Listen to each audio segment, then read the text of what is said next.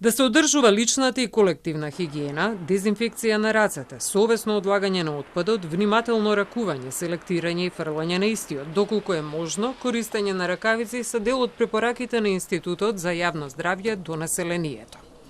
Што се однесува до мерките за институциите, тоа ситно собирање и отстранување на насобраниот отпад, дератизација, дезинфекција и дезинсекција на местата со расфрлан отпад. Приоритет имаат болници, домови за стари лица во и околу основните и средни училишта, во парковите и игралиштата. Во однос на останатите мерки кои што се за институциите, тука најпрво би ги кажал мерките кои што се за заштита на вработените кои што го собираат отпадот.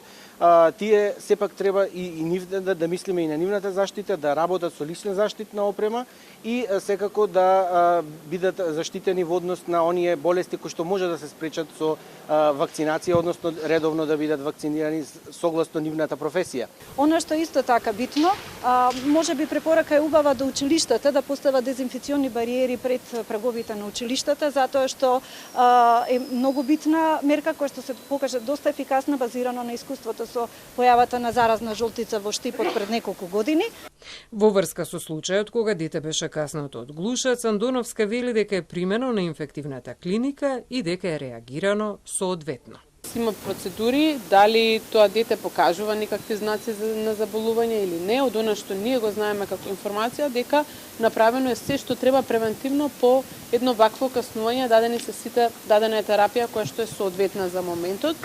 Дали тоа дете ќе има понатака одредени знаци на било кое заболување, ќе следиме, следат и останатите институции, како што споменав, ние во институтот располагаме со реагенси кои што можеме, доколку има било каков сомнеш, да дојдат и да бидат тестирани, да биде тоа потврдено. За поздравување е фактот, вели Апостолов, дека во одредени општини се спроведува вонредна дератизација, но треба и дезинфекција, чистење со шмркови, па дури и со одредени средства. Потоа масовна дератизација, вклучувајќи и канализационата мрежа. Тој упати прашање до сите градоначалници. Кога последен пат они ги дератизирале шахтите низ градот. Точно е еднашка прочитав една смешна изјава во која што не споредува дека сегашниот ситуација која што ни се случува не е ништо полошо од тоа што се случувало во Лондон и во Амстердам или во Париз и Њујорк. Не е така. Знаете, Скопје не е Лондон, ниту Амстердам. Ние не живееме на 0 метри надморска висина. Ние немаме подземни канали, под нас не поминува ниту Темза, ниту Амстел. Така, сега, Вардар е она кој што ги прибира и од левата и од десната страна на Скопје канализационата мрежа. Низ таа канализациона мрежа, на глодарите што е проблем да преминат од аеродром во Ѓорче Петров или што знам од Карпуш во Чаир.